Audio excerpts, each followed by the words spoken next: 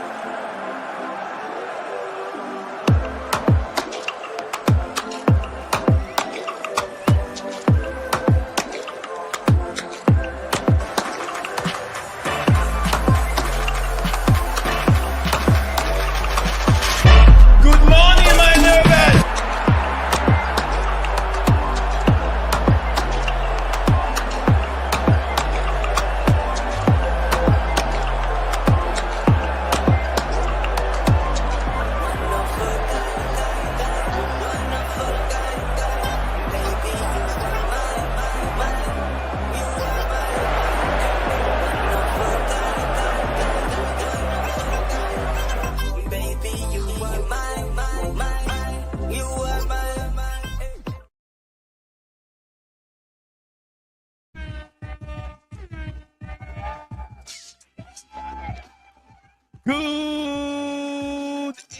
evening, good afternoon, good evening to everyone out there, and welcome back to BCM Sports Live, brought to you by BlueClouds Media, live on YouTube and X at the same time. My name is Nizal, alongside Stephen G. Is in the building with me.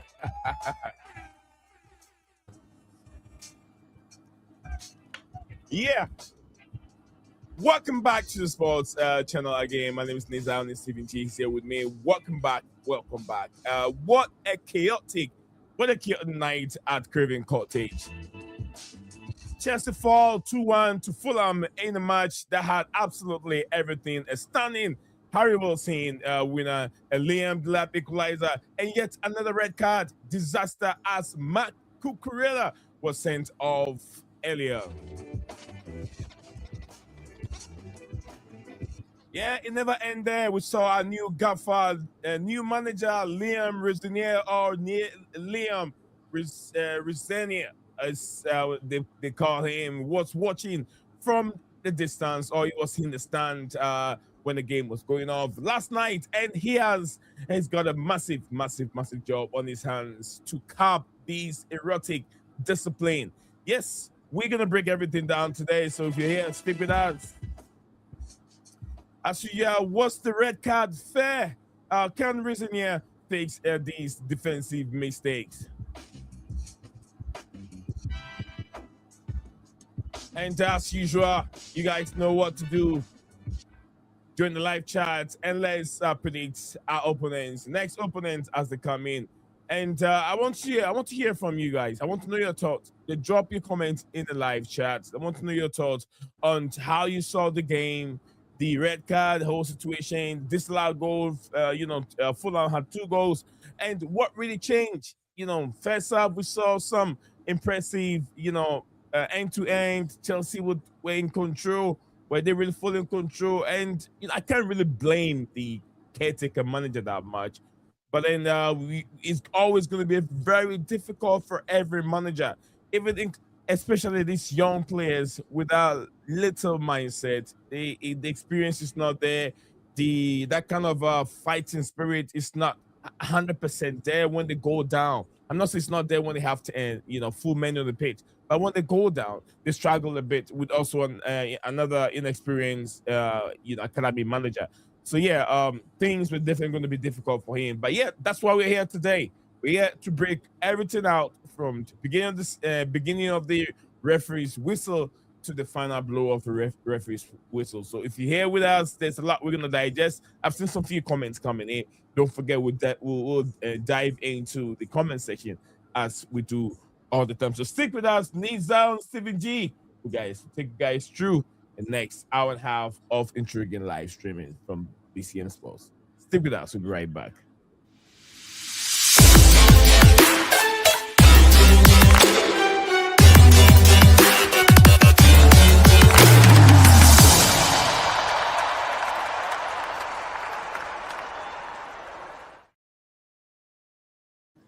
All right, beautiful people, exclusively, we are back again with another defeat at Craven Cottage.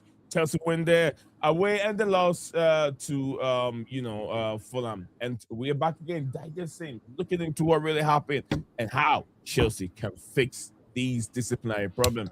But big up to Stephen. Stephen, welcome back to the show.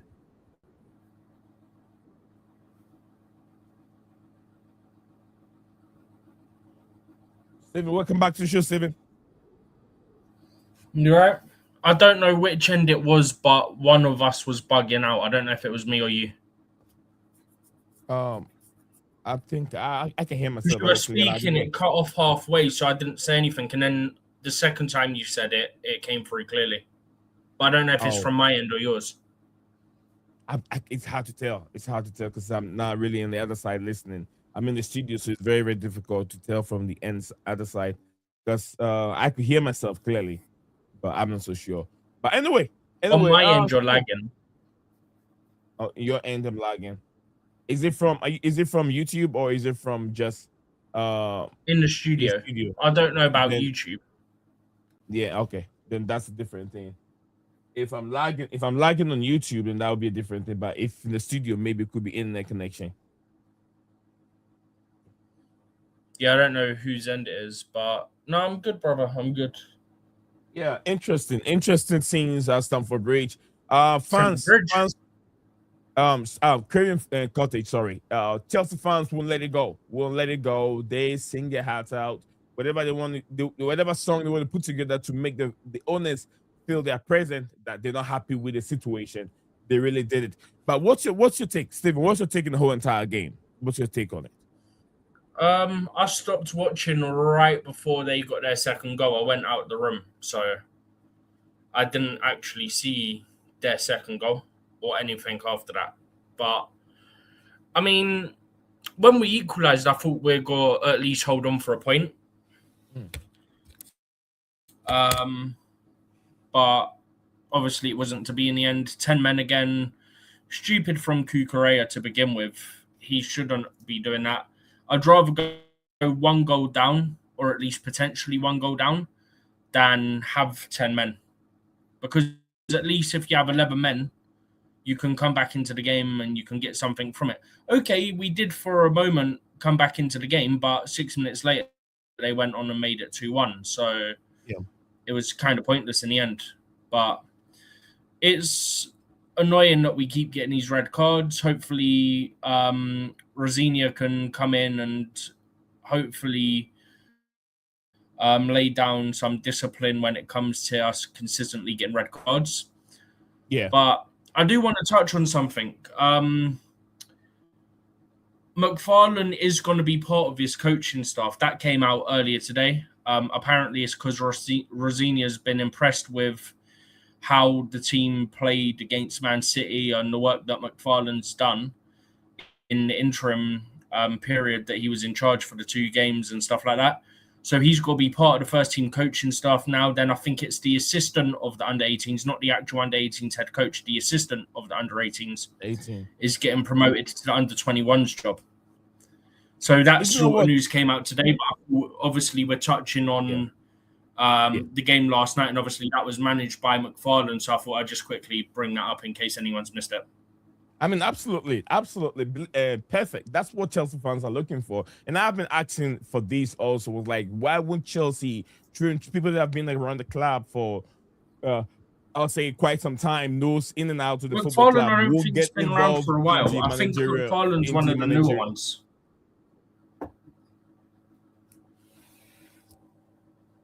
I couldn't hear what you're saying because both of us were talking at the same time. I think McFarlane's one of the ones that came in the last year or two, I think. Okay. So what I was saying is this would be the right time to get both managers or people that have been in the club, they know the club for some time in terms of bringing in. I know Willie Caballero, to be honest with you, let me tell you, Willie Caballero's position at Chelsea was just a counterfeit.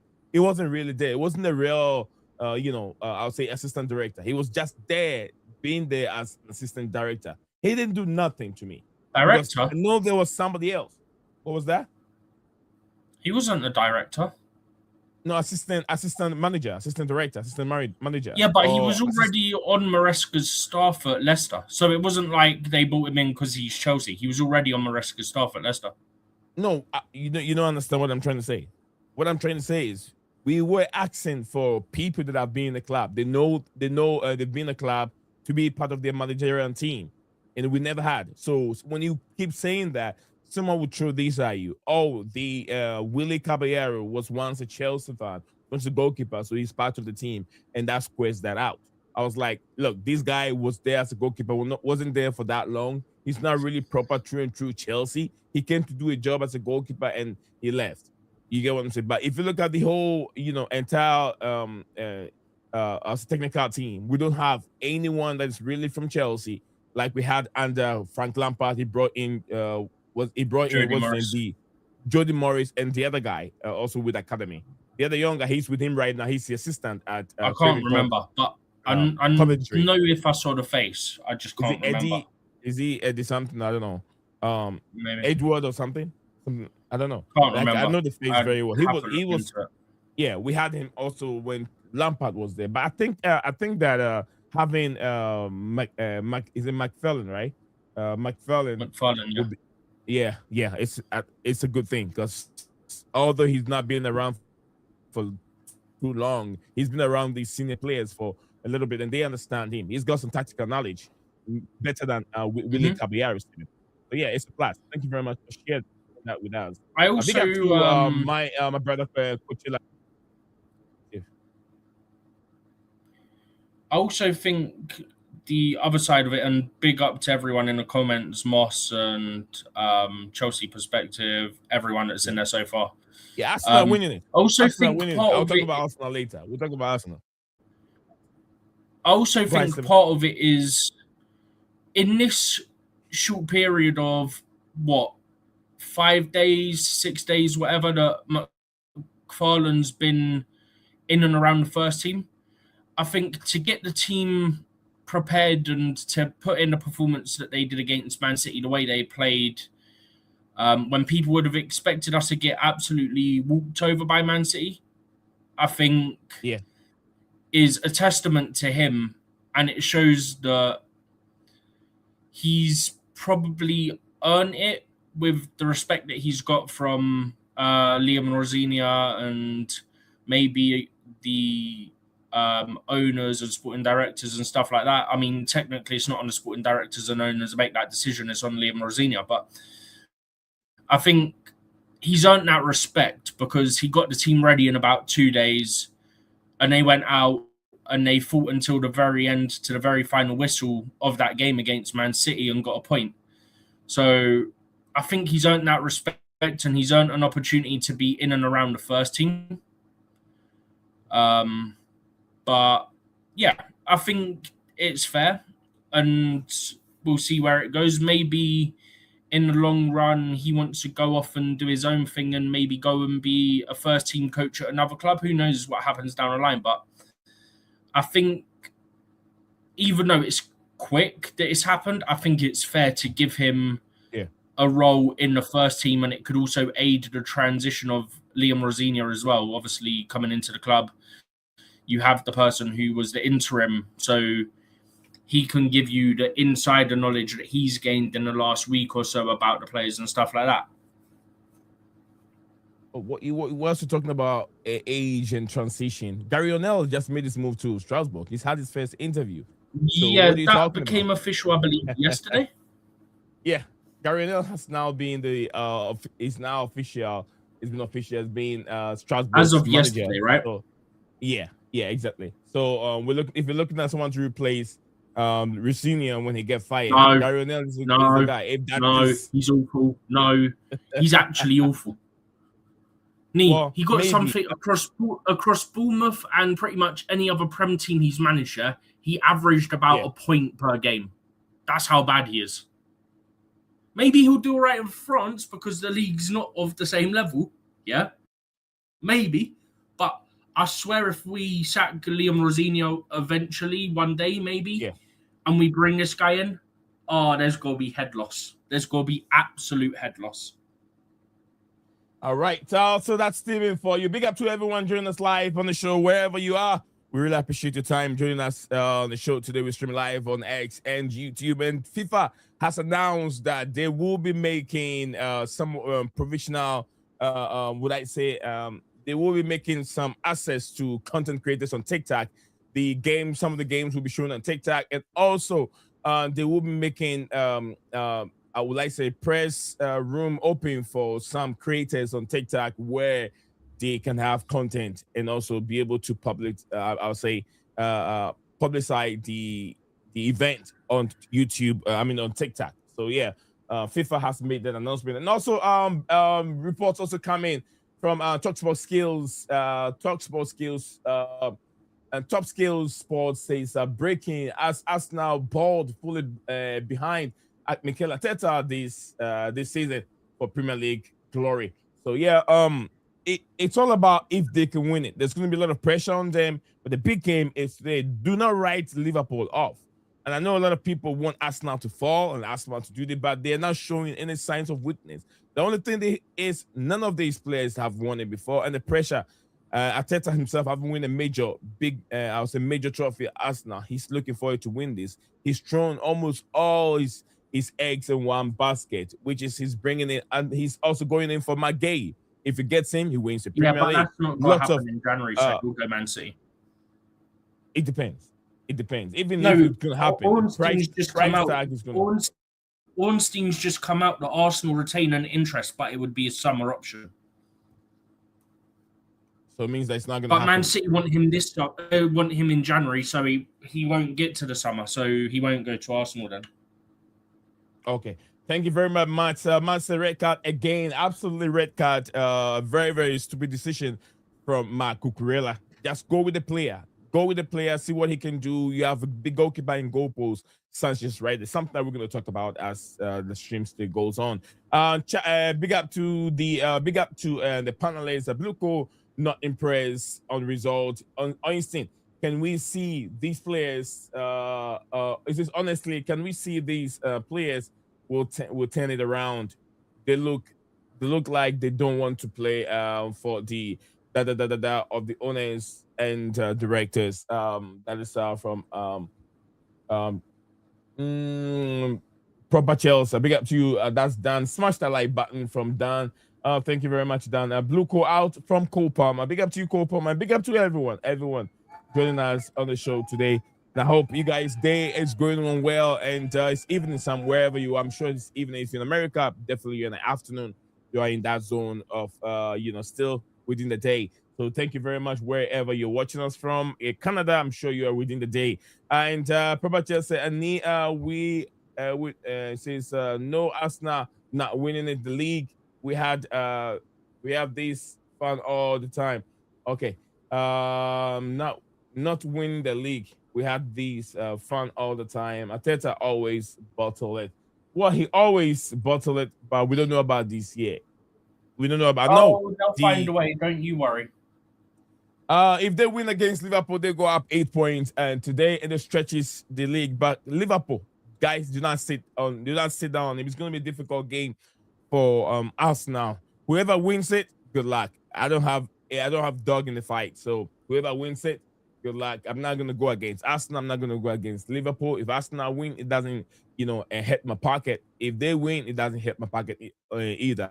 All I'm praying, my prayer is that Chelsea need to bounce back. They need to get stronger. The second phase of the league is about to start, and they need to get better. They need to get stronger. So that's what I'm hoping for. That's my team, Chelsea. And also, we'll be talking about some few things also going on in Manchester United. New caretaker, I would say Fletcher is in, but it looks like Ole Gunnar Solskjaer might be the guy coming in to take them to the rest of the season. I thought it was going to be Fletcher. And to be honest, I've also read that Ole Gunnar Solskjaer will be their permanent manager. He will be their permanent manager. What is wrong with Manchester United? The United fan, let us know what your take is. Bringing in Ole Gunnar Solskjaer. We know the fans were against him about the kind of football that he plays, but then he is the one coming in to replace Amorim. So, Steven, on an interim basis. More. What was that, Steven? On an interim basis. Yeah. On interim basis. And I heard Yeah. they were going to make him a permanent manager, Steven. I heard that. Interim. Yeah, he'll be an interim and he will be turned into permanent manager if he does well. There's no guarantee.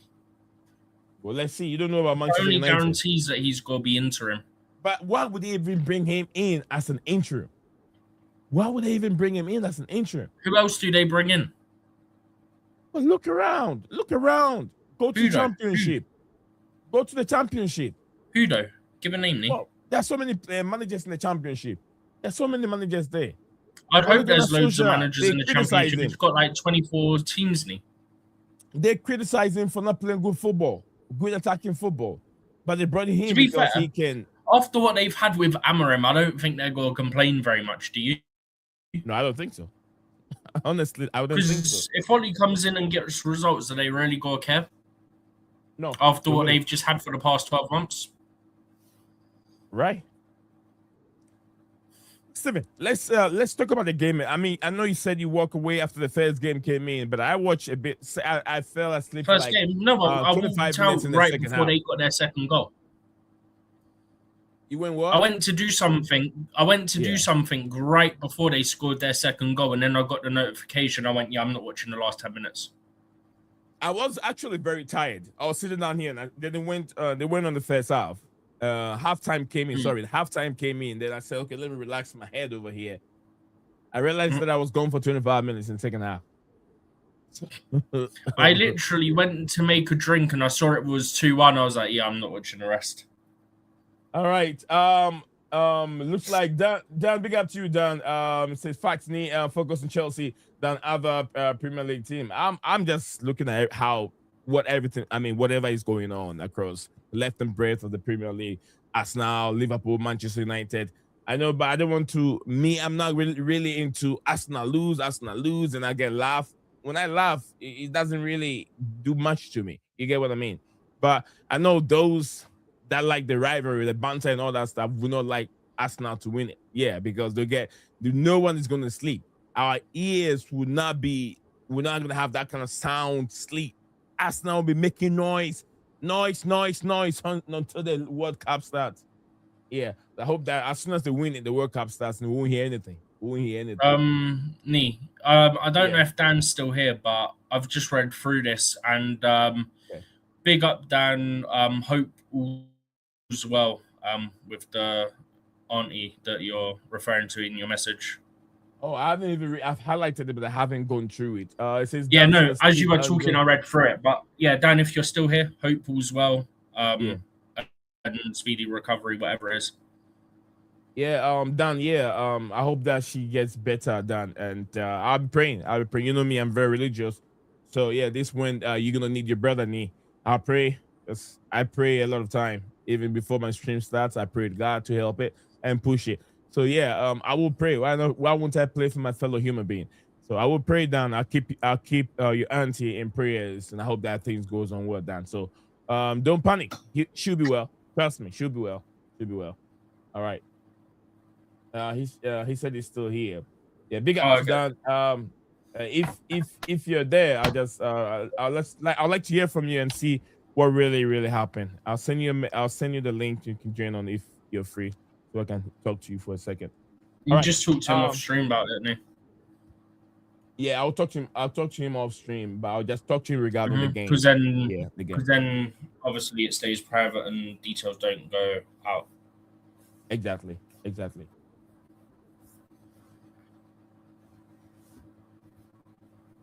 All right, thank you very much, Steven. Biegdadek Bali, what do you think was his expression when Cucurella went down or when we scored the goal? You were giving me some expression of Biegdadek Bali, and I've heard something regarding Biegdadek Bali I want to discuss with you. But yeah, what's your take on Egbali right now and the whole Bluco Clear Lake? You know, my issues are more specifically with Clear Lake and Egbali, because I know that Todd Bowley doesn't really have a say. Egbali's very hands-on from what we are aware. Yeah. So my issues mainly with Egbali, he's like the decision maker, and apparently he's very hands-on. So I've got big issues with him because you do not know about football. You don't know enough about football to be hands-on. Yeah, for one. Two, in reference to what you're saying about the game yesterday. So when Chelsea scored, right? The corner comes in, it hits the crossbar. You see Rosenior sort of put hands on his head and that. And then a few seconds later, Egbali does the same. And then by the time Egbali puts his hands on his head, Liam Delap has scored. And you see Rosenior jump up, and then about 10, 15 seconds later, Egbali jumps up. It's like, bro, why is there a delayed reaction? You can see it in real time. Bang, there's a reaction. That's what it should be. Do you know what I mean? I don't get why there was such a big delay. He's not a football person. He's not a football person, is he? No, he'll claim he will because he thinks I'm a football person, will get fans on side. But when you're making decisions that he's making, the reality is that's not how it works. We as fans aren't as stupid as Egbali and Clearlake make us out to be, right? Yeah. And that's a fact. Look, you can put out all the briefs you want, yeah? Some people believe it. Okay, that's on them. But we've seen enough of the briefs to know when you're chatting BS, to know, okay, you're chatting crap here, this isn't true, etc., right? We've seen enough of their briefs to know this. So don't take the fans of this great football club with a great history as mugs, yeah? Don't take us for idiots, yeah? We know what you're doing, yeah? And you might think, oh, the briefs are Fulham, but we can see right through them. That's why yesterday you had the fans chanting, we don't care about Clearlake, they don't care about us, all we care about is Chelsea FC. And I believe the other one was F off Egbali, you're not wanted here. That's why you had chants like that. And I'm very glad he was in the stadium to hear that, because I guarantee you, those chants are going to keep on coming. There'll be every away game if he's there or not. There'll be every home game, whether he's there or not. And don't forget, against Brentford, some of the fans are doing a protest. So there'll be noise there, but there'll also be noise in the ground against Arsenal. There'll be noise in the ground against Brentford as well. And it's got to be a continuous thing because the fans have had enough. And you look at the performance last night, okay, you can look at it, yes, the red card's a factor.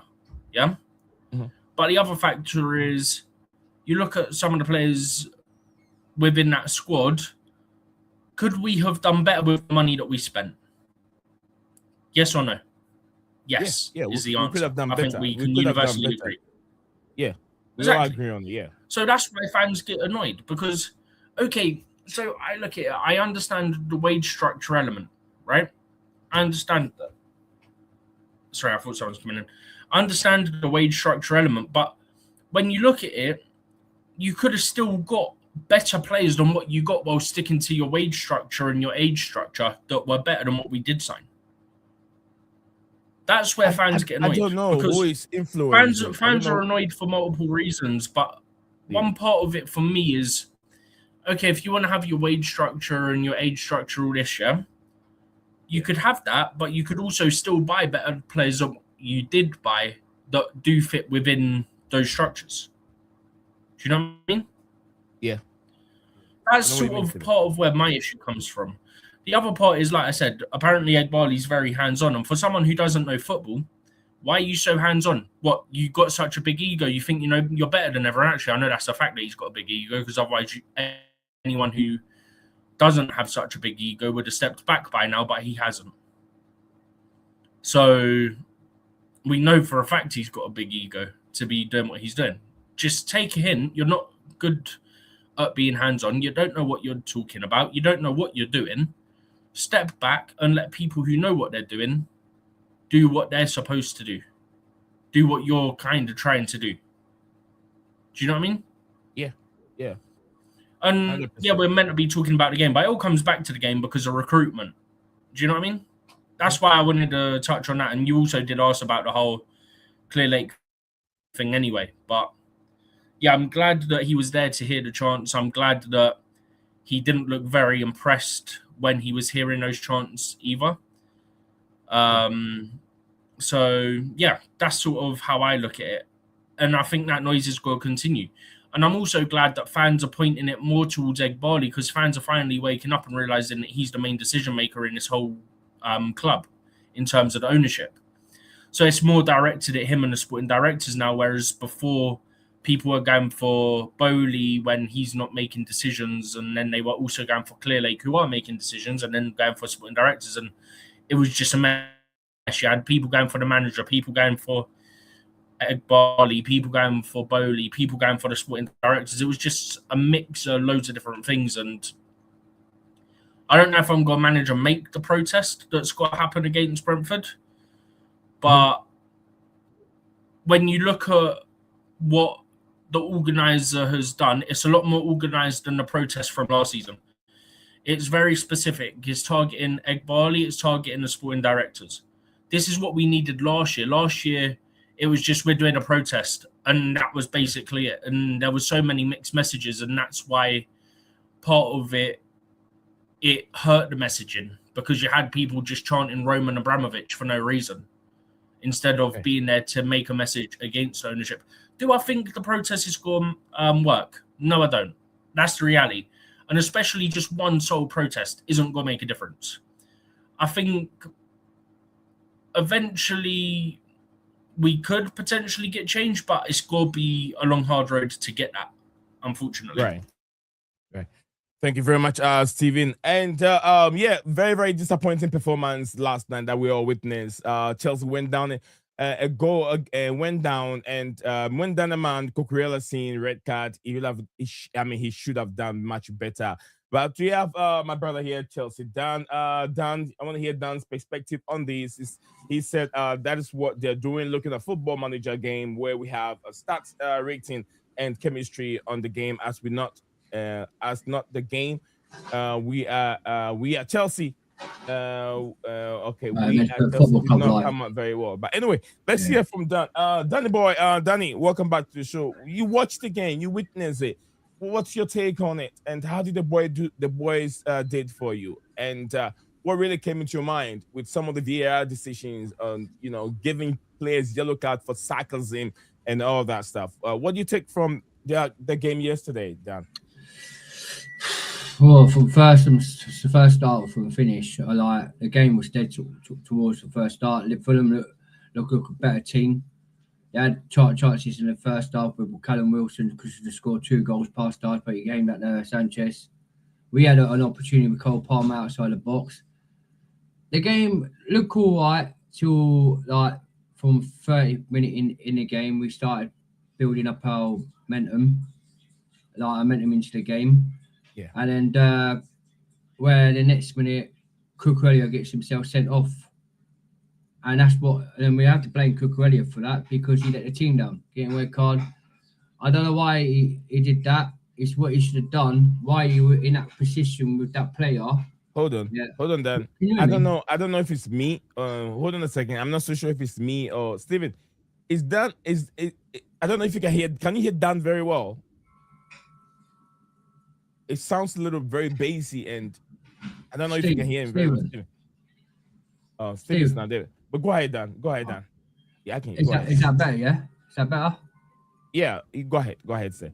Yeah, see if it's a bit bouncy. I don't know, man, because the headset's not been connecting properly for some reason. Yeah.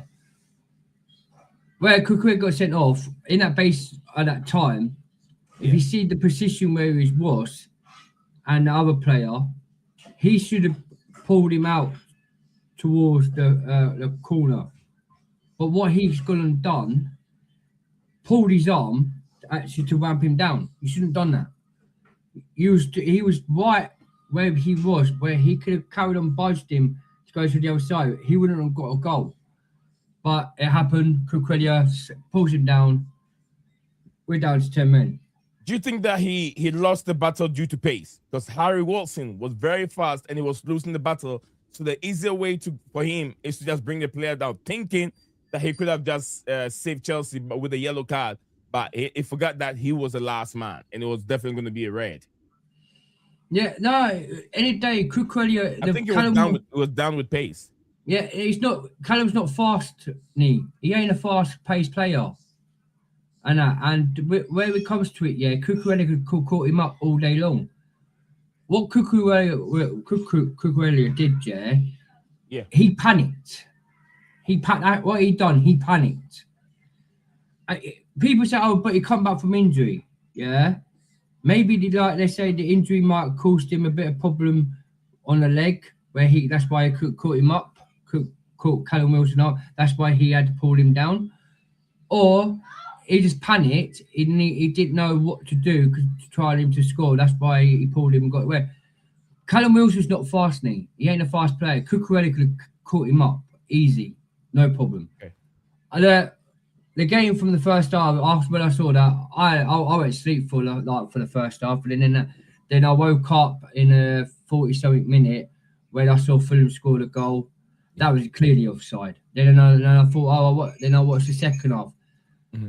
When I watched the second half, it was the same half in the first half. It was shambles, and where I just don't get, once you got down to 10 men, Tosin should have came off before the second half. I don't get why Tosin never came off. If you're going to put Joshua Champong on, why don't you took Tosin and had Trevor Chalobah and Joshua Champong working together? Because we all know that Cucurella, Reece James, Trevor Chalobah, and Tosin, all them fullbacks don't work. Like Tosin and that don't work together in that balance of centre backs in that system. Tosin's not good enough, so I don't get what we thought. Tosin was never going to play again. We thought he was going to the African Cup, but somehow he's there. Unless he's there to just play games, we're going to get rid of him in this January. Where Liam Delap, he did well. He had a couple of moments. He should have scored the first goal. Where that Cole Palmer, that lovely ticky-tacky, what Cole Palmer did, when he played a dummy, went through the Fulham's defender, and then Liam Delap came along. He should have buried that goal, but he decided to try and chip it. Where the goalkeeper where you see the goalkeeper puts his hand towards it. That's another thing. He shouldn't have done that. He should have buried that easy. But then that Fulham, but with the corners, what we had from the first half, we was lucky from them corners in the first half, and then it did it the second time when it hit the crossbar. Who was it? Pedro Neto did that when he crossed it in, hit the crossbar, bounced off, and then at the right time, Liam Delap was there to bury it to make it 1-1. My understanding question for you guys: why did we go defensive and why did we not go full attacking? Because I think we could have won that game if you just gone and put Esteval in the second half. Done. There's something I think you got to fix your microphone. It's it's my mic. Give me a second. Mic is it's like it, I'm not going to say I don't know how to describe it. It's not like echoes. You're speaking, but it's very like you're in a very big hall, like church, and you're speaking, and you can barely hear the words. But then I don't know how to explain. But big up to you, Mo Kasim. Big up to you, Mo, and I have Dan here with me, or we're discussing the outcome of yesterday's game. But big up to Dan. Big up, thank you very much for coming on the show today. Like I said, if you look at McFarlane's style of play, it's more defensively because if you look at his first game, the one we played against Man City, which I did not like, but then it works a bit towards the way. I mean, for the results, yeah, it did. But then we were not totally in control. We gave so much possession to Manchester City, and yesterday we're way better than Fulham. We're way better, but his style of play was a bit more negative. But also going down doesn't mean you are going down a man. Doesn't mean you have to be more defensive. They took over. They used the man advantage and trying to attack Chelsea in so many ways. If you sit deep, you're always gonna look for trouble. You're gonna end up seeing long throws, long balls coming in, and those things sometimes cause a lot of problems for the goalkeepers. And unfortunate that we drop point to Fulham. Is that good now? What? I can hear you. I can hear you, but when you talk, it's like it's loud. Not that's too loud that I can hear. you can't really make up the words very well. The words don't come out through the microphone very, very well. I hope you understand what I'm saying. But yeah, is that bad? Is that bad now? I think it is. I think it is. Yeah, I think what it was because the back of my mic and my headset weren't connected in properly. It was like loose. Is that better? Okay. Yeah. It's okay. I'll handle it. I'll handle it. I mean, you're trying. You're trying. It's not like you know what the problem is. You don't want to fix it, but you're trying. I'm trying to fix it. I'm trying to fix it. Yeah. I'll give you the chance of trying to fix it. But yeah. What besides the game we've lost it. We've seen the nitty gritty of it. Liam Delap. Yeah. Another thing we can talk about, the positive aspects of it is Delap has his first goal after his injury. What do you make of that? It's got to be all about consistency. Yeah, he scored against Barcelona. He's cutting an ink. The only most thing with Liam Delap, what he needs to worry about is temper. The injuries, he scored what? He scored a goal getting the Premier League. Has to be consistently every single game him scoring a goal. So if he was to be the main man to be number one striker for Chelsea, he has to dialogue himself as a striker to where he's got to be on the ball to play as a striker. What he needs to do is consistently score goals every single game. One goal's not like good at it. If he goes and assists as well, that might give him attributes, abilities as well. We've seen how good he is where he can hold a ball. Right? We know how he can roll the ball. People is like a West player. But my thing with Liam Delap, I don't think he's a Chelsea standard. He's good enough for Chelsea Football Club. Okay. But we don't know. But Liam Rosenior from Strasbourg, he's played. He knows Liam Delap. Can we see the best out of Rosenior with Liam Delap in the squad of Chelsea? Because we saw him. He was managed him at Hull City, and with Andrew Santos at Strasbourg. So he might play a different where with Liam Delap we've seen him dropping back like in a back row with Enzo Maresca, where he drops back like what we've seen with like the likes of Harry Kane, like in a 10 thing. Bring the microphone closer. Let's see if that's gonna work. Bring it closer. Is that better? Just keep it there. Keep it there. Let's see. Yeah. Might could be further away from the like at the back of the laptop. But where Liam Delap is, right? Yeah. He's been going on to out of 9. He's been playing out of 9 position, where he's not an out of 9. He's not an out of 9. He's a 9 striker, where he plays out front into a 9 in a 9 role. And where in our tactics at the club, we've seen him playing out of 9 striker, where that's not going to work.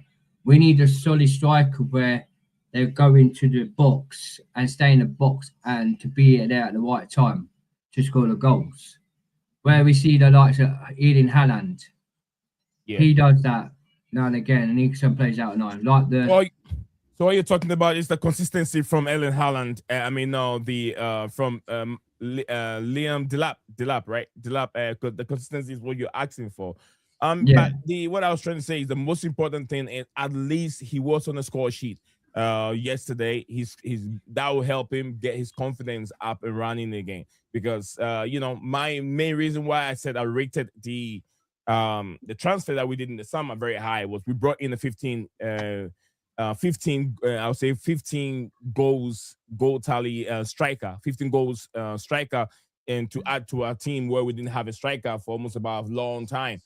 Since the likes of Diego Costa left the football club, we haven't replaced him with any good striker. So I was very happy, and I gave it an upgrade. I feel like it was a big upgrade on him.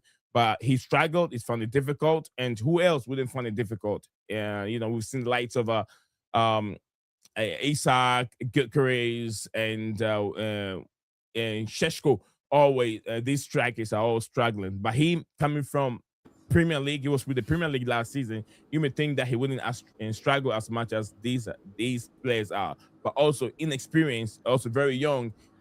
You're gonna have that possibility of him struggling compared to experienced strikers like Gyökeres. You all know that in Europe he was one of the best strikers out there, scoring goals. The Portuguese league, he was scoring match goals. So I'm not trying to compare those two. This one has age on the side.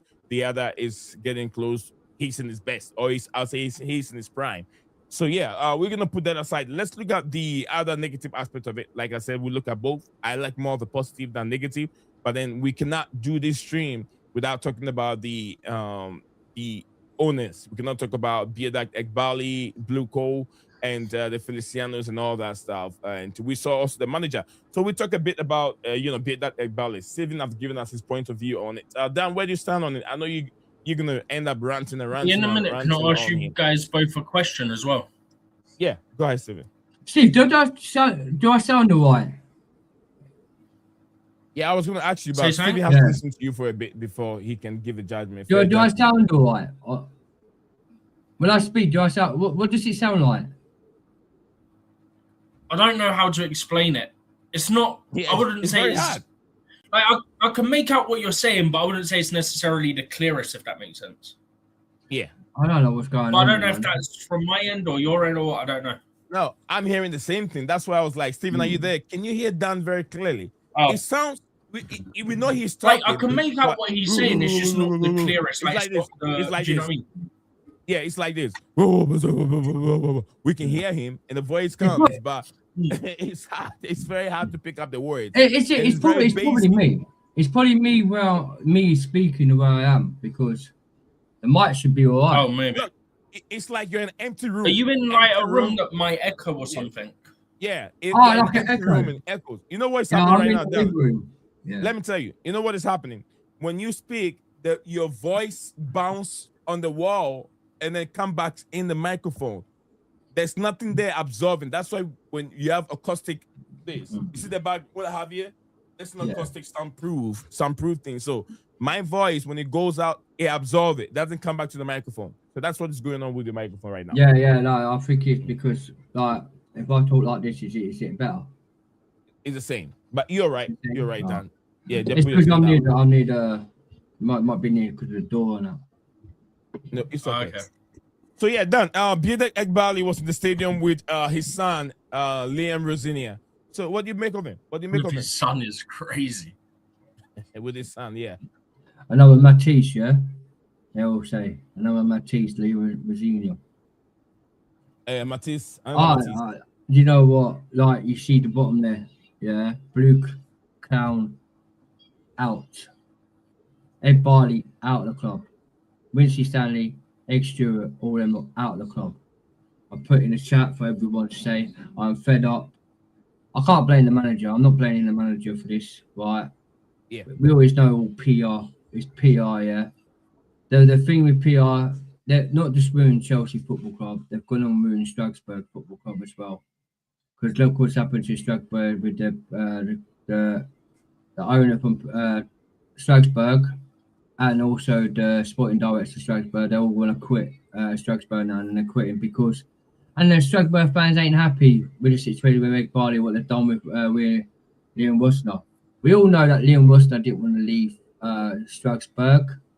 He's now signing a 6.5 year contract that makes it in 2032, if I'm correct. And once again, do we not have a problem with the contract with Enzo Maresca for so many contract? And now he's walked out in the second year of the season at Chelsea Football Club. And crisis the owners and the sporting directors about experiencing elite players into the club where he needs to be like what he needed in that foot. And we're going to see the same thing. And we're going to literally see the same thing, right? We're actually going to see the same criteria. We're going to see the same manufacture on Liam Rosenior. If he goes wins the Champions League this season, or he goes win the FA Cup, goes win the Caribbean Cup, and finishes top 4. And if he goes out and then he looks at the players, what he needs in that position for next season, and he calls out, he's going to be the one getting sacked again. We know that Liam Rosenior is not going to be staying here till end of the next season. We're going to be in the same boat. But the thing is, Steve, we do know that because this manager has won nothing with bringing a non-semi-pro football player. It's not really a big name for himself for Hull City and some other clubs he used to play for. Well done for that. And also, he's never managed. He's never had a manager experienced manager working beside him, like the Pep. And look at Jose Mourinho when he had like Bobby and all that lot, and big names of like the Wycliffe, and all, like with Pep. Experience, he worked with Pep. Yeah, Pep worked with world class manager before, that's where his ability is where he is now. Carlo Ancelotti exactly the same. Enzo Maresca worked with Pep. Yeah. But I've turned the bass down. I've tried everything to turn the bass down and that. But yeah, what I'm saying this year, this criteria of these owners, they want a yes man. And can we see Liam Rosenior is a yes man? I don't think he is. I don't think the structure's gonna work for him. And it's over now, and I don't think these players also want to play for the owners. And the Fulham game yesterday, where you saw Liam Rosenior, like when Liam Delap nearly scores, like reaction about before celebrates because thought we scored. And Barley was clueless, mate. Just stood there and late reaction, like doesn't know nothing about football. Well, I was saying to me earlier. Doesn't know nothing about football, and we're back to square one, and we've gone backwards. We're not going forwards. We're going backwards. This team. Bunch of kids is never going to win a league because you're not going to bring a successful manager over the line and bring experienced players in. And kids will not win you a major like a contenders title into a Premier League. We're just a cup team from now on, and in 38 games, it's like we ain't good enough. You've seen, Steve, how bad we are off games since. We haven't won a game since Everton in December, and look at we drew. But you say that as if we were even close to winning the title any time, even under Roman, since we last won it. We wasn't. The last time we won it was 2017 with Antonio Conte. Yeah, and since then, even under Roman, we was not close to winning. I agree what you're saying, Steve. But the thing with Roman at the time, when he wasn't being serious because he couldn't come to the games. He couldn't come to watch the games. He weren't allowed in England, and he was going to set up anyway. People forget that in 2020. Dan, if you say that, what does Roman appearance, being present, got to do with performance or winning trophy? What does Roman's appearance? He wasn't there at the stadium all the time. When he was allowed to be in England or Britain or maybe the stadium, he wasn't there all the time. He was very busy. But Roman's got nothing to do with we getting closer to winning the trophy. Under Roman, we were up and down 5 times, right? Steven, under Roman. Yeah. 5 times. But we were still winning cup. And Roman was there for 3 decades. Yeah, I'm not taking anything about away from Roman. Please, don't get me wrong. I'm not taking anything about away from Roman, but people are making it sound like we were always there. We're always there. We're always there. Under Roman, we were there up and down like a Teta was. A season that we were supposed to be bought. But we were winning cups. Even under Roman, there was a season that we were 12th, position 12th. Do you know what was mad? You know what I'm saying, but we cannot take anything away from Roman. Yeah, I agree, but we were still. I agree with you guys. I agree with you guys what you're saying though, yeah. But no matter what, we will still suffer club, winning cups, we're winning Champions Leagues, we were winning FA Cups, we're still, no matter with Roman and family fits there, we're still winning cups. Yeah, the Premier League. We're still winning cups now, Dan. Yeah. Well, last year weren't the owners that won it. It was actually the manager and the players to win them 2 cups. Oh, come on. Tell me that. Don't say that. No, it's true. It's not the owners. No, it's not true. I know you're upset. You're taking the mic, but no, you cannot take that achievement away from the current owners. It wasn't the owners, did it? It was the players. It's not acceptable, Dan. It's just like some people would say, oh, it wasn't the manager that won it. It was the players that won it. But who chose the players? Who selected the players? Oh, it wasn't the players that won it. It was the manager that won it. We can't do that. It's a collective result, collective team that goes on to win a competition. So that the whole entire body has to benefit from that. If the owners brought the managers in, they also help and make sure these players come in. The manager was in charge. He put all these players together to win it. But if we say it was the players that won it, and then the same thing we say Di Matteo, and I've said it even before, that is not right. We cannot take the credit away from the manager who put the players together to go and play on the pitch and say the players that won it. Di Matteo did not do nothing. We can't do that. That is not fair.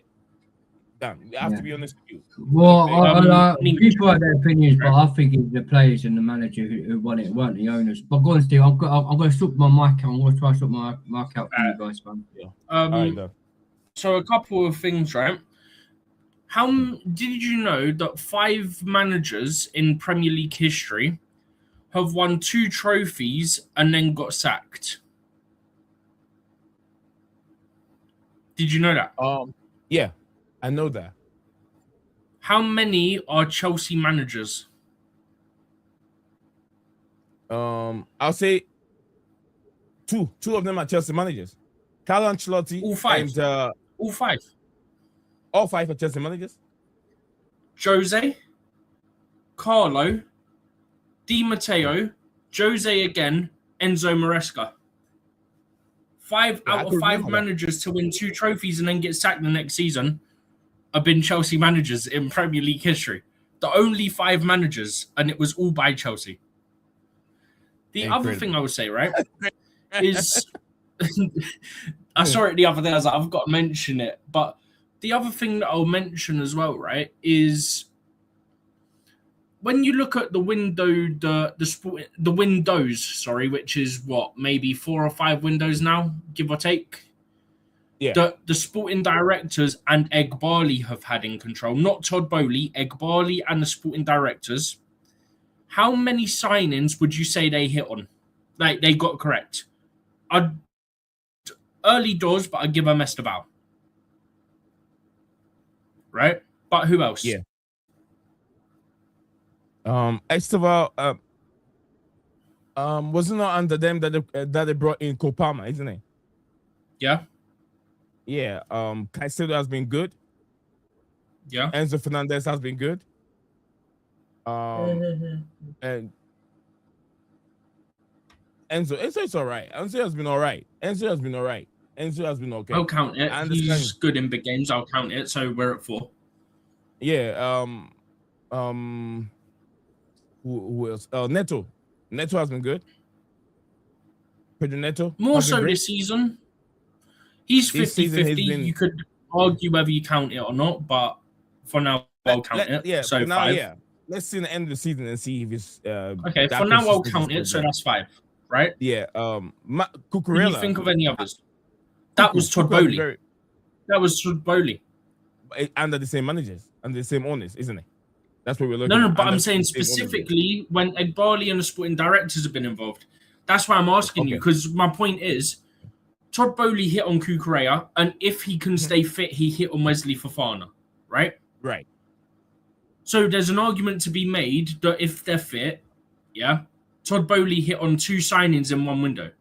And so far, we've come to, in about 5 or so windows, the sporting directors and Egbali combined have hit on 5, right? Yeah. So they've had 5 times the amount of windows, and they've not even hit on 5 times the amount of players with the number of players they signed every window. Because under Bowley, we signed, 5 or 6 players, and he's potentially hit on 2 players. Because when he's fit, Fofana is a starter, and he's a class starter. Agree or disagree? I agree on that. So if we manage him correct, Todd Bowley would have hit on 2 out of about 5 or 6 signings. And out of the 500 that the rest have made, they've hit on maybe 5.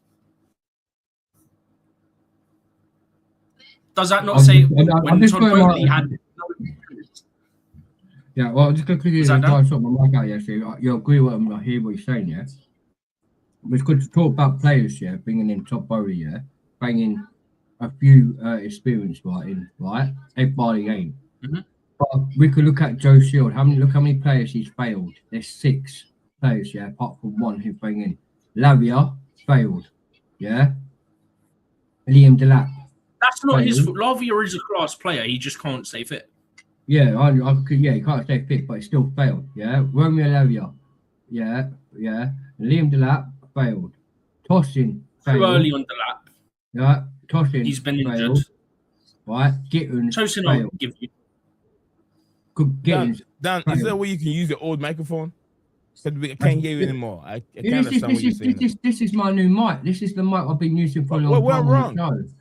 I don't know if I've broken it because last time I caught the wire and it fell on the floor. So I'm not sure what it's done. Huh? Check your settings in StreamYard. See if use it's your on the right headphone. one. Dan, use your headphone as a microphone. Your headphone you've been using. Your game headphone. Use that as a microphone. Yeah. I haven't got I don't know where the thing is to connect to it. I think because since the last when I caught the wire and then it fell on the floor, I think it's now done that. I don't know why it's done it. Let me try to sort it out. I won't be long. I'm just sorting it out now. It's all right. It's all right. It's very, very difficult for me to understand everything you're saying. You get what I'm saying? It's very bass in my ears, and it's not loud here at all. And so I can hardly make out the words you're saying. Right, Steven, you go through the same problem? I feel like that's kind of what we were saying, yeah. Yeah. But anyway, it's called Dandowski. Dandowski. Big up to Dandowski. No more Dan Petrosky. Right, so now Dandowski. You know, Dan, do you know the meaning of Dosky? When you use the Dosky, you know what it means, right? Dan, are you there? Is he muted? He might be muted. Yeah, I've put a minute. Yeah, I'm just sorting my mic out. Dandowski. Is that Dan Petrosky? Yeah. No, Dandowski. Dandowski means like your money. You got money. You're Dosky. Right? Dosky means money. Like dough. Yeah, dough like money. Dosky. Yeah, yeah. But anyway, we Dan is gonna sort this microphone out, and then we'll come back again, and we get some few news. We'll be doing the rumors, and so in the Premier League, I'll say the transfer window has opened. So soon we will be up on it. We'll be up on it. We got a long way to go before the transfer window closes. We'll start doing more of a transfer early in the morning. I have to put my information together early in the morning, as early before the normal streams. I'll come up like about maybe 30 minutes, 40 minutes for a transfer discussion. Very, very early in the morning before the normal streams will come in. And then we'll get things going. But yeah, besides that, thank you all coming. Arsenal, David Oinson have tweeted regarding McGahey. Yeah, Chelsea Academy, better player right now. Arsenal retain long hold McGahey interest, most likely as summer option. AFC discussions, Crystal Palace defender in touch with 25 years old camp. Liverpool FC also wants England international at the end of the season. So yeah, there's going to be a building war over here, bidding war in this situation. What Chelsea, Stephen? Why is Chelsea not showing interest in McGahey? 2 seconds. I'm just sending you something about tomorrow that we could touch on. No problem. Chelsea's not showing any interest in McGahey. Now, I don't understand. I don't know why. I think he's going Man City. Man City again. Mm-hmm. I just sent you a thing about tomorrow. Yeah. 2 ideas that I've sort of done based on what we've spoken about so far. We were speaking about them earlier. But I just thought I will send you a thing. All right, so we've actually touched on everything. So what we're doing now is just wait for Dan to jump in. We got Dan, big up Dan. Dan jumps in, and then we'll try and conclude everything, and we'll walk away. But yeah, like I said, guys, we'll be looking at the transfer rumors and speculation things going out in Europe. Go ahead, Steven. Can you hear me? Yeah. Yeah, definitely we can hear you. We know you're there. Yeah. But the clarity I'm using my laptop from him. Just using my laptop from him. Marc Guéhi. I understand with Marc Guéhi why he ain't coming to Chelsea. Marc Guéhi. Yeah. Marc Guéhi. We was never interested in Marc Guéhi in the first place, and he also said he don't want a Chelsea job. He doesn't want Man City job. He wanted to move to Bayern Munich. That's where he wants to go because he's got a good friend on Marco Elise, who used to be an ex-Chelsea Craven, and as Marc Guéhi and Marco Elise, they used to both work together in a Chelsea academy. So that's why Marc Guéhi is never going to come to Chelsea, because he said that in his conference, in interview, and he don't trust the owners. He don't want to be in the Chelsea He will never come to Chelsea. I've never seen those quotes in my life. Huh? I've never seen quotes about him saying about the owners, Mark Gehi. There is. If you go, I don't know if it was true or not. Well, there's the issue. It would have been everywhere if it was true, Dan. But there was a thing come out on the reports. Dan, it would have been absolutely everywhere. Yeah, but a guy called there was a guy. Oh, who was it? There was a Crystal Palace journalist. Right, he came out of it. Steve. It was a few months back about him. He don't want to come to Chelsea because we were all about it. Was when Liverpool need. Yeah, it was when Liverpool. And every journalist would have been on that. Yeah, but not every journalist. Look at. Do you see that when what's his name talk about him not coming to Chelsea or reject Chelsea? They said he rejected Semenyo. It was everywhere. Everyone was talking about it, but I never heard of Mike Gay saying something related to the owners and the reason why he doesn't want to join Chelsea or why the owners are even not going closer to Mike Gay. Right. Could I know why the whole it did come out a lot with Mark Guehi? We all know the Semenyo from Bournemouth is PR rubbish. Chelsea was never, ever, ever interested in Semenyo. They were never, ever in talks with Bournemouth. That's why it was reported by arguably the most reliable journalist there is for transfer news, Dan. Well, Steve, the reliable journalist who you think it is, he's a brown envelope merchant. He come out anything just to get payslip. Who are you talking about? Who do you think I'm on that? David No, Ornstein. hold on. David Ornstein. Who are you referring to? Ornstein doesn't tweet unless there's substance. Are you saying that David Ornstein is a brown envelope merchant? David Ornstein, Fabrizio Romano, Ben Jacobs, and all that lot, they do it for PR. They're all brown. Yeah, brown envelope. I'll give it to you for people like Matt Law, but Ornstein isn't one. Yeah, Matt Law. Well, David Ornstein. If you say what's his name, Ben Jacob, I agree with you, but not. I'll say again, not David Ornstein. He has too many works to rely on brown envelope. Yeah, my boy, David Ornstein. Sometimes gets probably out of 60, 80 to 50% right. It's never right. The other day, did you say he's about never? You said it's 60% right. Now you say he's never right. Yeah, but sometimes it's not. Everyone knows that all these journalists don't get things right. They're like do PR to get the money. I saw David Ornstein on Sky Sports with some other guy and some woman, and he said about someone in Barcelona getting his player, and then 10 minutes down it was false news. It was fake. It won't go to Barcelona. Don't do fake news. He does sometimes. He does do fake news. Really he does, Stephen. A couple of weeks ago, he was on Sky Sports News, talking about a transfer fee to Stockholm about this Barcelona interest in this player. And then who was it come out of it? Fabrizio Romano said it was fake news. There was the Ornstein's clear of Romano. Let's not get into this. Yeah, for Fabrizio Romano is a big journalist and Ornstein, but we also know he's that really not. There's a reason why Ornstein doesn't feel the need to tweet everything that he has. Yeah, but he waits until he's got it clarified by multiple people to the point that there's a near certainty of something happening, and then that's when it goes out. Right, but Stephen, Ornstein copies when Fabrizio first comes out. Fabrizio doesn't credit Ornstein, bro. Ornstein, I saw something the other day. Ornstein said something. I swear about 10 minutes later, Romano put a thing out. Gave zero credit. And I'm pretty sure it was an Ornstein one where he's put exclusive as well. But what was that when said also what? So Fabrizio saying this thing is not credit, because every single time Fabrizio comes out, Ornstein goes and looks at him and copies it and then brings it afterwards. It's the other way round. It's not. It's always Fabrizio comes out and then Ornstein second.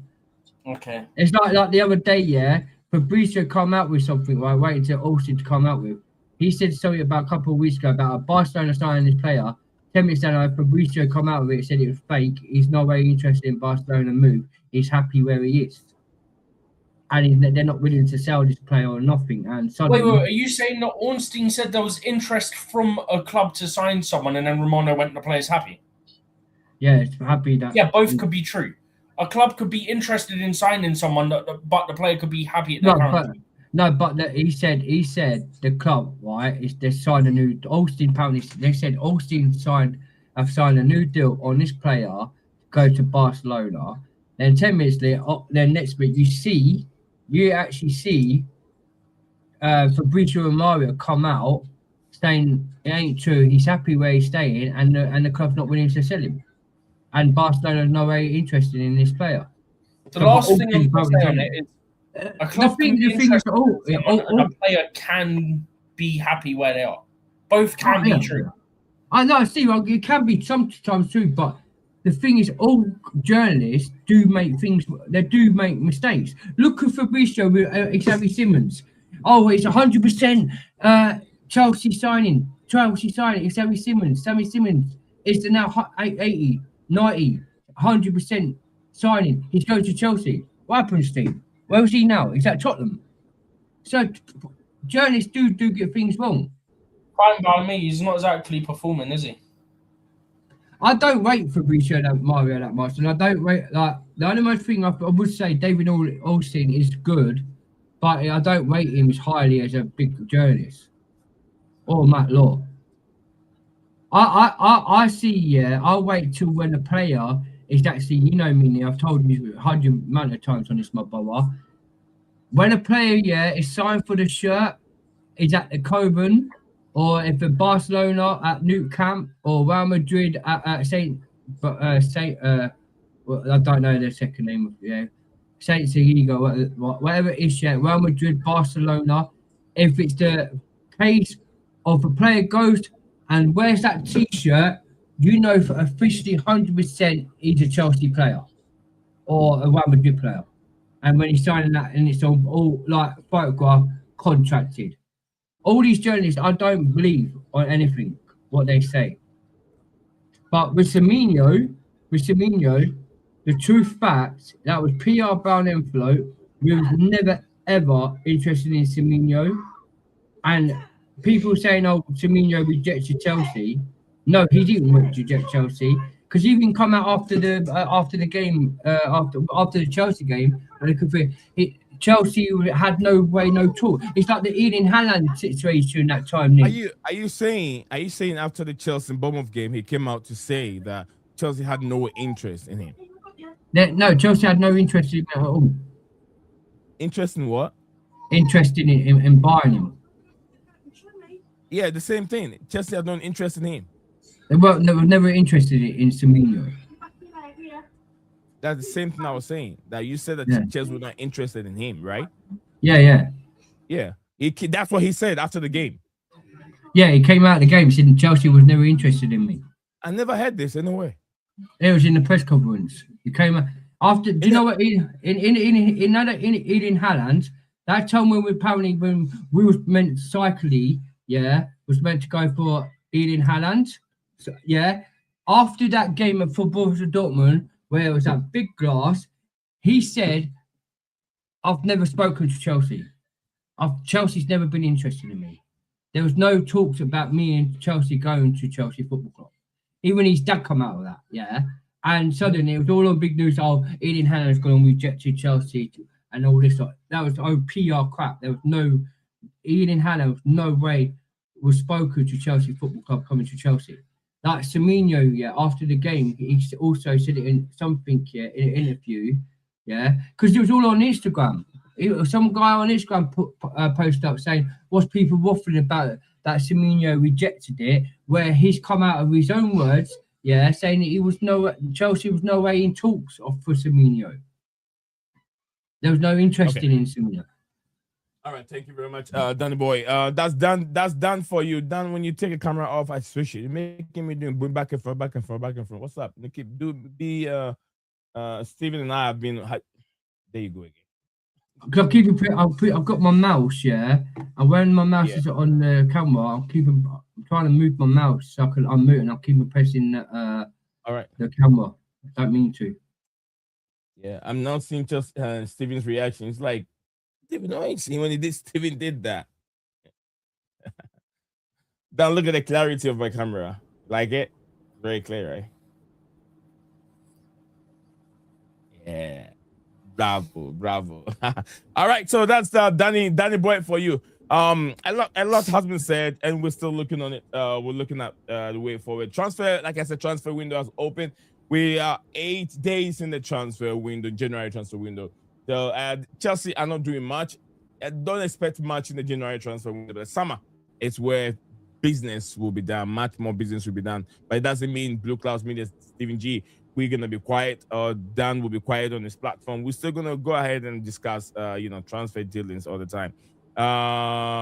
Okay. Anyway, we're gonna try and wrap up. But we'll talk to Dan behind the scenes and listen to what he's got, what's going on. And Dan, what you got going on this week? I've got a live stream show at 7:30 tonight. If you fancy joining as well, live stream. Yeah, I've got I'm waiting for a phone call. I've got literally had a phone call from my cousin, so I've just texted saying I'm just busy for me. I'll ring her after this. Basically, I've got a live stream with her later. I've got dudes coming on. If you're fancy coming on as well, Lee. For that's at 7:30. Then I'm just waiting. I'll talk about more about in the backstage. Yeah. All right, Dan. Thank you very much, Stephen. Yeah. Dan, stay in the backstage. Stay in for a second. All right, guys. So this is what we're gonna. Please smash the like and subscribe before anything. And thanks for letting me on, bro. After Chelsea. Yeah. After Chelsea, guys. Thank you very much, everyone that was being part of the show today. We'll move on. You are a winner. Stand tall, be proud in the face of doubt.